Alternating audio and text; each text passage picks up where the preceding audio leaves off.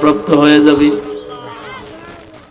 কারণ সাহাবায়ে কেরাম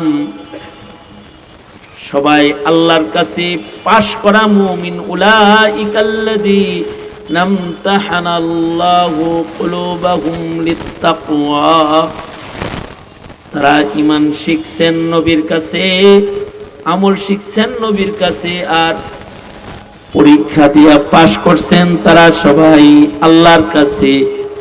আল্লাহ তাদের সবাইরে পাশ মুত্তাকি হিসাবে ঘোষণা দিয়ে দিয়েছেন। যারা পাশ মুত্তাকি এরা তো জান্নাতি। উইদ্দাত লিল মুত্তাকিন, জান্নাত তো মুত্তাকির লাগি আল্লাহ বানাইছে। এই কারণে আজব একটা নুকতা আছে। এই কারণেই সাহাবায়ে কেরামের ঘুমের কথা কেউ আল্লাহ পাক পৃথিবীর সব জাগ্রতদেরকে ঘুম থেকে জাগাইতে শোনায়। আজীব নুকতা। নবীদের ঘুম, নবীদের স্বপ্ন, এইটা যেমন ওহী, সাহাবীদের স্বপ্নকেও কারোর স্বপ্নকে আল্লাহ পাক ওহীর মর্যাদা দান করেছেন। সাহাবীর স্বপ্নকে নবীর সমর্থন দিয়া আল্লাহ পাক ওহীর মাকামে পৌঁছাইছেন। নবীরা স্বপ্নে দেখলে নবীদের স্বপ্ন ওহী। ইব্রাহিম আলাইহিস সালাম নিজের ছেলেকে বলে, ইয়া বুনাইয়া ইন্নী আরা ফিল মানামি আন্নী আযবাহুকা ফানজুর মাযা তারা। আমার আদরের সন্তান, আমি ইব্রাহিম স্বপ্নে দেখছি তোমায় আমি আল্লাহর রাহে, আল্লাহর জন্য কোরবানি দিতেছি, জবাই করতেছি, তোমার কি রায় জানাও।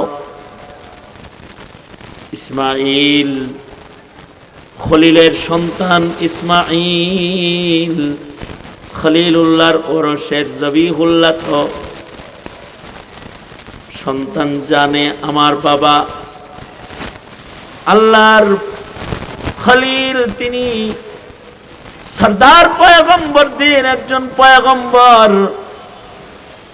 তার ঘুম এটা, তার স্বপ্ন এটা সাধারণ স্বপ্ন না, এটা ওহী।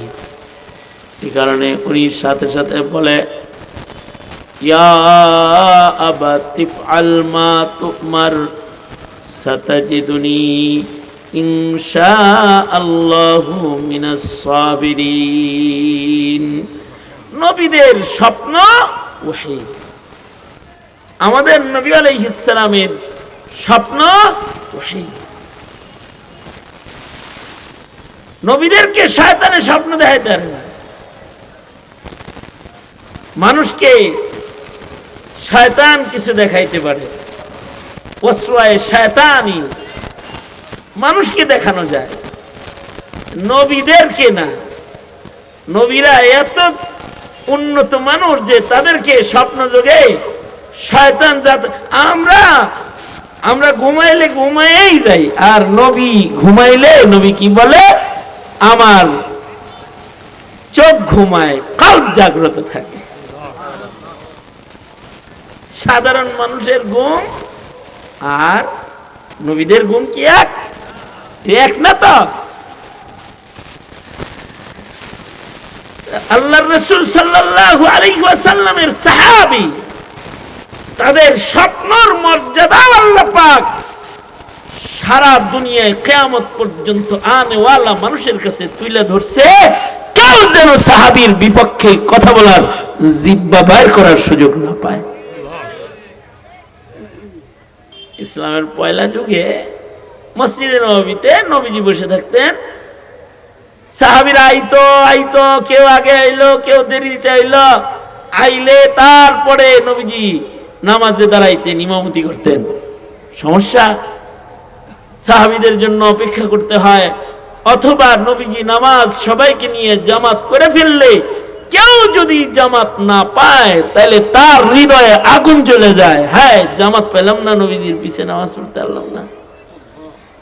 কি করা যায়? এলানের ইন্তজাম হোক, আসো আসো মদিনাবাসী, জামাতের সময় হয়েছে, নবীজি কিন্তু এখন মুসাল্লার দিকে আইতাছে, তোমরা যদি কেউ কল্যাণের দিকে আসতে চাও তাহলে নবীর পিছে এসে দাঁড়াও। এমন এলান হওয়া লাগবে। তো এলানটা কিভাবে হবে? নবীজি সলা পরামর্শ বসলেন। সাহাবায়ে কেরামের কেউ কেউ বলে, সরকার গো, নামাজের জামাতের সময় হয়ে গেলে ঘন্টি বাজানো হবে, ঘন্টির আওয়াজ শুনে আমরা সব একসাথে জড়ো হয়ে যাব, আপনি আমাদের নিয়ে নামাজ আদায় করবেন। আল্লাহর রাসূল বলেন, ঘন্টি মুশরিকদের শিআর, পূজার ভেতরে ঘন্টি বাজায়, ঘন্টি বাজায় মুসলমান ইবাদত করতে পারে না, এটা মুসলমানদের কাজ হতে পারে না।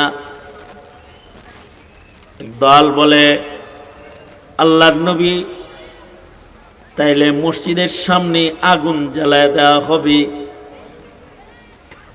আগুন জ্বালায় দিলে ধোঁয়া আকাশে উড়বে, তখন দূর থেকে ধোঁয়া দেখি সবাই বুঝবে আসসালাতু কাইমা, নামাজ দাঁড়ানোর কাছাকাছি সময় হয়ে গেছে। সবাই মিলে মসজিদে দৌড়ে চলে আসবে, আপনার পিছে নামাজ পড়বে। আল্লাহর রাসূল বললেন, পৃথিবীতে বত্তারিন মুশরিক হলো অগ্নি পূজকেরা। আগুন জ্বালায়া একদল মুশরিক পূজা কইরা আল্লাহর সাথে শিরিক করে, সেই আগুন জ্বালায়া এক আল্লাহর গোলামি সেজদার জন্য কাউকে ডাকা যায় না, এটাও চলবে না। পরামর্শ, সলা পরামর্শ হইতাছে, আগুন জ্বালাবেন, অগ্নি পূজারীরা এই পৃথিবীর নিকৃষ্ট এক জাতি। এই পৃথিবীর কোন বানোয়ার ধর্মের ভেতরেও অগ্নি পূজকদের মতো নিকৃষ্ট নিয়ম অন্য ধর্মে খুঁজে পাওয়া যায় না। কারোর ধর্মে নিয়ম আছে, মুদ খাও গোবর খাও, উৎকৃষ্ট নিয়ম নাকি দেখো? এই রকম অগ্নি পূজকদের ধর্মে কিছু নিকৃষ্ট নিয়ম আছে, যা অন্য ধর্মের মধ্যে এত নিকৃষ্ট নিয়ম খুঁজে পাওয়া যায় না। তার ভেতরে একটা নিয়ম হলো তাদের, যে তারা মা আর সন্তানের মধ্যে বিবাহের বন্ধন স্থাপনকারী নিকৃষ্ট জাতি। ধর্মীয় ভাবে মা সন্তানের বিয়ে পড়ায় কেমনে? তাদের ধর্মে নিয়ম হলো, অগ্নিপূজকদের ধর্মের নিয়ম হলো, বিয়ের পরে যদি পয়লা সন্তান ছেলে হয়, বিবাহ শাদী হইল, তো বিয়ের পরে পহেলা সন্তানটা যদি ছেলে হয় তাইলে জামাই তালাক। বউ তালাক না, কি তালাক? বেবলার মতো চায়া রইছ কেন? মুখটুক আছে কিছু? হ্যাঁ, হাত ভালো, হাত ভালো, হাত চলে, হাত চলে, কার কার হাত চলে? হাত তোলেন তো দেখি। হাত ভালো, নাড়াচাড়া দিতে পারেন? আপনাদের মুখ চলে? মুখ কথা কয়? তাহলে জোরে মুখ চালায় বলেন নাউজুবিল্লাহ। এখন জোরে কইলেন কে? তখন কই গেছিলেন? ইন্ডিয়া গেছিলেন?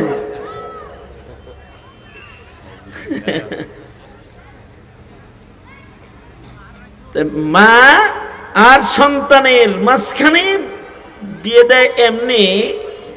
স্বামী স্ত্রীর বিয়ের পরে যদি পয়লা সন্তান ছেলে হয় তাইলে জামাই তালাক। বউ তালাক না, কি তালাক? এটা তালাকটা হয় কার পক্ষ থেকে?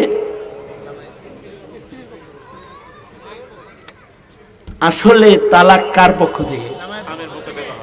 স্বামীর পক্ষ থেকে। আর ছেলে হইলে তালাক হয় তখন ওদের ধর্মে কার পক্ষ থেকে? স্ত্রীর পক্ষ থেকে জামাই তালাক। এ কারণে নারীদের ডিভোর্স দেওয়া, যেটা পুরুষকে মন চাইলই আর একটা লেটার পাঠিয়ে দিয়ে কইল তোর ঘর করলাম না, এটা হলো ইহুদিদের নীতি না, এটা হলো অগ্নি পূজকদের নিয়ম। আছে খোলা তালাকের নিয়ম শরীয়তে ইসলামে আছে। খোলা তালাক এত খোলামেলা না। বিয়া শাদী করস বেটা, কিতাব তালাক পড়ে তারপরে বিয়ে করবি। এই জন্য মাদ্রাসায় মৌলবী বানানোর আগে কিতাব তালাক পড়ানো হয়, যেন তালাক দিতে যে ফেস না লাগায়। এমএ পাস করো, তালাক দেওয়া শিখো না। এমএ পাস করে সরকারি চাকরি নাই করতে আরো বউটা পালতে পারো না মিয়া, তালাক হয়ে যায় তা আন্দাজও জানো না যে তোমার বউ তালাক হয়ে গেছে। এই তো পরে মোল্লার পিছে পিছে ঘুরো। যাই বেশি গেলে হুজুর কি ভাবে নিকৃষ্ট কায়দায় বলে, থাক। আসলে কিছু কথা আছে না উৎকৃষ্ট কায়দায় বলার উপায় নাই। কিছু কিছু কথা আছে যেগুলো উৎকৃষ্ট কায়দায় বলার উপায় নাই। তাদের নিয়ম হলো জামাই তালাক। জামাই তো তালাক হইল, এখন কি ঘটে? এখন ঘটে হইল এলাকার পুরুষরা এসে জামাইরে সান্ত্বনা দিয়ে কয় কান্দিস না, কান্দিস না, আর একটা বিয়ে করাই দিব। আর এলাকার নারীরা ফুলের মালা নিয়ে এই মহিলার কাছে এসে বলে তুমি বড় ভাগ্যবান, তোমাকে আগুন খোদায় একটা